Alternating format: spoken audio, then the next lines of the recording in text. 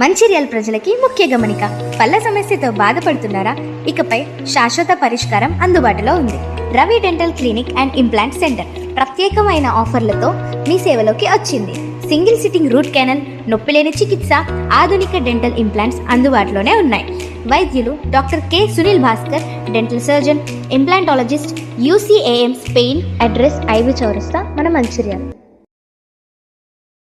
అదేవిధంగా టీఆర్ఎస్ నుండి బీఆర్ఎస్గా మారుస్తామనేటటువంటి ఒక కీలకమైన నిర్ణయం తీసుకోవడం జరిగింది అధ్యక్ష. ఆనాడు కూడా ఆ మీటింగ్ నేను అటెండ్ అవ్వలేదు అధ్యక్ష. నేను ఒప్పుకోలేదు, ఈ పేరు మార్పుకు ఒప్పుకోలేదు, నేషనల్ పాలిటిక్స్లోకి వెళ్ళడం కూడా నేను ఒప్పుకోలేదు అధ్యక్ష. అంటే ఒక మాట అధ్యక్ష, ఇట్లాంటి హౌస్లో చెప్పొచ్చో లేదో కానీ తెలంగాణలో ఏం పీక్ కట్టలు కట్టినామని నేషనల్కి పోయి చేస్తాం అధ్యక్ష. మనం ఎన్ని పనులు మిగిలినాయి అధ్యక్ష తెలంగాణలో చేయాల్సినవి? 2 పెద్ద రివర్స్లో, ఒక పక్క గోదావరి, ఇంకో పక్క కృష్ణ, 1,89,000 కోట్లు ఖర్చు పెట్టినాం అధ్యక్ష. కొత్తగా ఇచ్చిన ఆయకట్టు ఎంత అంటే 14 లక్షల ఎకరాలు అధ్యక్ష. 1,89,000 కోట్లు అంటే ఎంత అధ్యక్ష? 1,00,000 కోట్లు ఖర్చు పెడితే 20 లక్షల మంది పేద ప్రజలకు ఇంటికి 5 లక్షలు వేసుకున్నా 20 లక్షల మందికి పేద ప్రజలకు ఇల్లు ఇవ్వచ్చు అధ్యక్ష మనం. కానీ 1,89,000 ఖర్చు పెడితే అధ్యక్ష జరిగింది ఎవరికి, ఒరిగింది ఎవరికి అంటే ఒక వ్యక్తి 1989లో కంపెనీ పెట్టుకున్న ఆయన మన తెలంగాణ వచ్చిన తర్వాత ఫోర్బ్స్ జాబితా ఉంటుంది అధ్యక్ష. దాంట్లో 45వ స్థానం ఒక కాంట్రాక్టర్ దక్కించుకున్నాడు అధ్యక్ష. అంతకుమించి జరిగింది ఎవరికి ఏం లేదు అధ్యక్ష. ఇల్లు లేని పేద ప్రజలకు ఇల్లు రాలే అధ్యక్ష. కానీ ఆ కంపెనీకి మాత్రం 1,02,666 కోట్ల విలువైన ప్రాజెక్టులు ఒకటే కంపెనీకి పోయింది అధ్యక్ష. నేను నిజం పక్షాన ఉన్నాను అధ్యక్ష. నేను నైతికత పక్షాన ఉన్నాను అధ్యక్ష.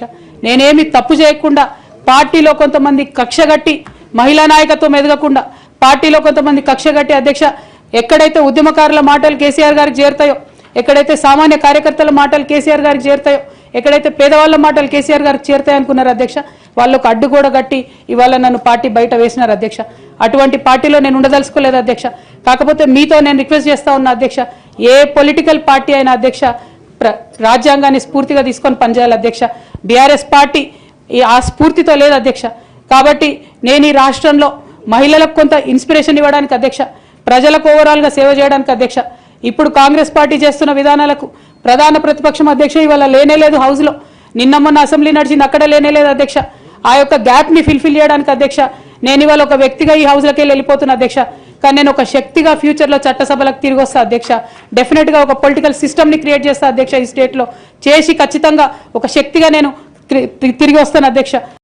నాకు దైవ భీతి ఎక్కువ అధ్యక్ష, దైవ భక్తురాలు నేను. లక్ష్మీ నరసింహస్వామి మా ఇంటి దేవుడు అధ్యక్ష. ఆ లక్ష్మీ నరసింహస్వామి మీద ప్రమాణం చేసి చెప్తా ఉన్నా అధ్యక్ష. ఒక మహిళగా నాకు 2 కొడుకులు ఉన్నారు అధ్యక్ష.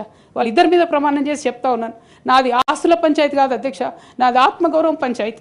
నేను ఏ విషయమైనా, ఉద్యమకారుల విషయమైనా, బీసీల విషయమైనా, మహిళల విషయమైనా ఏదైనా నిలదీసి అడిగినా అధ్యక్ష, రేపు కూడా అడుగుతా అధ్యక్ష. అందులో ఎట్టి పరిస్థితులలో కాంప్రమైజ్ అయ్యే విషయమే లేదు అధ్యక్ష. ఇవాళ అనేక మంది తెలంగాణ ఉద్యమంతో సంబంధం ఉన్నవాళ్ళు, లేని వాళ్ళు, కొత్తగా రాజకీయాల్లోకి వస్తున్నటువంటి వాళ్ళు కూడా తెలంగాణ ఉద్యమంలో మీ పాత్ర ఏంటి అని మాట్లాడుతున్నటువంటి సందర్భంలో గల్లీలో కొట్లాడటమే కాదు, ఢిల్లీలో లాబియింగ్లో కూడా నా పాత్ర ఉందని చెప్పడానికే హౌస్లో ఈ మాట చెప్తా ఉన్నాను అధ్యక్ష. అయితే 2013 అధ్యక్ష జూలై ఆగస్ట్ టైంలో మరి అక్కడే ఉన్నాము, ఎక్కడ కూడా కదలిక లేదు. అటువంటి సందర్భంలో ఆనాడు మేడం సోనియా గాంధీ గారు ఎవరైతే ఈ కీలకమైన నిర్ణయం తీసుకోవాలో వారికి సంబంధించి ముఖ్య అనుచరుడుగా ఆస్కర్ ఫెర్నాండెస్ గారు ఉండేవారు అధ్యక్ష. తమరందరికీ తెలిసి ఇప్పుడు లేరు, వారు పెద్దవారు. అయితే వారితో నాకున్నటువంటి సొంత పరిచయాలతోని వారికి, కేసీఆర్ గారికి సపరేట్గా నేను ఒక మీటింగ్ పెట్టించడం జరిగింది అధ్యక్ష. ఇదంతా in the interest of the state formation అధ్యక్ష. ఆ తర్వాత సోనియా గాంధీ గారు ఇంటర్ఫియర్ అయ్యి ఒకటే రోజులో అధ్యక్ష 7 నుంచి 8 సార్లు కమ్యూనికేట్ అయ్యి మాట్లాడి ఆ తర్వాత తెలంగాణ సాధన అనేటటువంటి అంశం ముందుకెళ్ళింది అధ్యక్ష. ఆ విషయం తమరికి కూడా తెలుసు అధ్యక్ష. 2013 ఆగస్టు సెప్టెంబర్ నుంచి మొదలు పెడితే 2014లో తెలంగాణ బిల్లు పాస్ అయ్యేంత వరకు కూడా మనందరం కూడా నిప్పుల కుంపటి మీద కూర్చున్నాం అధ్యక్ష. ఏ క్షణంలో ఏ ఆంధ్ర లాబీస్లో వచ్చి ఇది చెడగొడతారో, ఏ క్షణంలో తెలంగాణ రాకుండా పోతుందో అని అందరం కూడా ఏమంటారు దీపపు చుట్టూ చేయబెట్టినట్టు కాపాడుకున్నట్టు మనందరం కూడా ప్రయత్నం చేసినాం అధ్యక్ష. అందులో నా పాత్ర కూడా కొంత ఉంది అని చెప్పడానికే ఈ విషయాన్ని నేను చెప్తా ఉన్నాను అధ్యక్ష.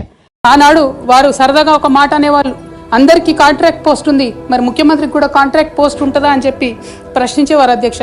కానీ తెలంగాణ వచ్చిన తర్వాత 10 ఏళ్లలో కూడా కాంట్రాక్ట్ వ్యవస్థను మనం రద్దు చేసుకోలేకపోయినాం అధ్యక్ష. రాజకీయ పార్టీలు ఏవైనా కూడా ప్రజలకు ఒక దిక్సూచిగా నిలవాలి అధ్యక్ష, ప్రజలకు ఒక దారిదీపంగా నిలవాలి.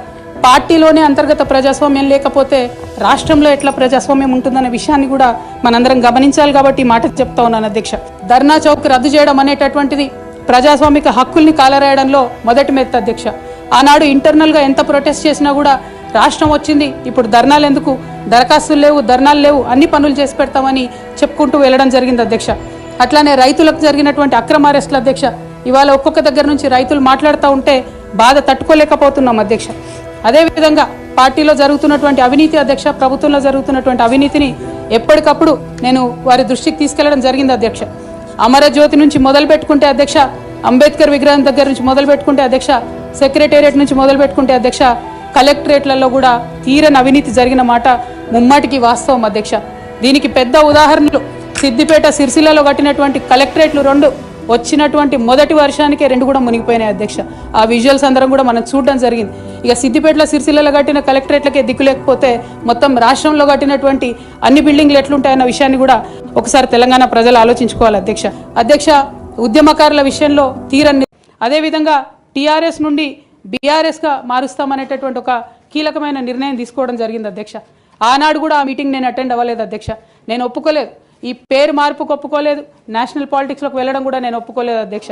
అంటే ఒక మాట అధ్యక్ష, ఇట్లాంటి హౌస్లో చెప్పొచ్చో లేదో కానీ తెలంగాణలో ఏం పీక్ కట్టలు కట్టినామని నేషనల్కి పోయి చేస్తాం అధ్యక్ష. మనం ఎన్ని పనులు మిగిలినాయి అధ్యక్ష తెలంగాణలో చేయాల్సినాయి? 2 పెద్ద రివర్స్లో, ఒక పక్క గోదావరి, ఇంకో పక్క కృష్ణ, 1,89,000 కోట్లు ఖర్చు పెట్టినాం అధ్యక్ష. కొత్తగా ఇచ్చిన ఆయకట్టు ఎంత అంటే 14 లక్షల ఎకరాలు అధ్యక్ష. 1,89,000 కోట్లు అంటే ఎంత అధ్యక్ష? 1,00,000 కోట్లు ఖర్చు పెడితే 20 లక్షల మంది పేద ప్రజలకు ఇంటికి 5 లక్షలు వేసుకున్నా 20 లక్షల మందికి పేద ప్రజలకు ఇల్లు ఇవ్వచ్చు అధ్యక్ష మనం. కానీ 1,89,000 ఖర్చు పెడితే అధ్యక్ష జరిగింది ఎవరికి, ఒరిగింది ఎవరికంటే ఒక వ్యక్తి 1989లో కంపెనీ పెట్టుకున్న ఆయన మన తెలంగాణ వచ్చిన తర్వాత ఫోర్బ్స్ జాబితా ఉంటుంది అధ్యక్ష, దాంట్లో 45వ స్థానం ఒక కాంట్రాక్టర్ దక్కించుకున్నాడు అధ్యక్ష. అంతకుమించి జరిగింది ఎవరికి ఏం లేదు అధ్యక్ష. ఇండ్లు లేని పేద ప్రజలకు ఇండ్లు రాలే అధ్యక్ష. కానీ ఆ కంపెనీకి మాత్రం 1,02,666 కోట్ల విలువైన ప్రాజెక్టులు ఒకటే కంపెనీకి పోయింది అధ్యక్ష.